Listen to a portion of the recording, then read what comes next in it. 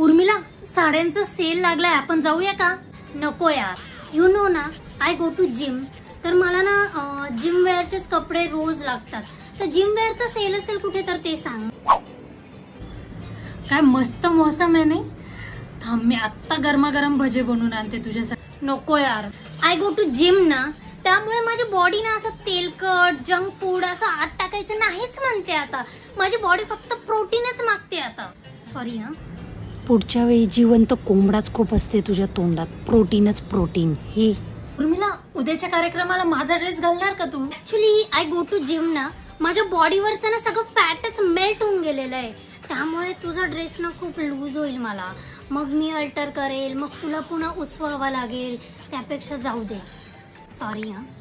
हो, आता सोयीच्या नाक्यातूनच बाहेर निघणारेस तू बारकी. जी ती एक मैत्रीण ना केदारनाथला गेली, काय हाल झाले बाई तिचे चढायला.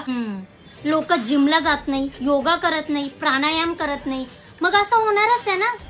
दॅट्स वाय आय तो गो टू जिम बाबा. इन 3 महिन्यापासून जिमला जाते, पण दाखवते अशी की जन्मापासून जिमलाच जाते. ओके बाय, माझी जिमची वेळ झाली आहे. तुझे चाराने पडले वाटतं. चाराने पडो की 12ने पडो ते मी उचलणार नाहीये, कारण मला जिम मध्ये जाऊन वजन उचलायचंय. कब्बाडी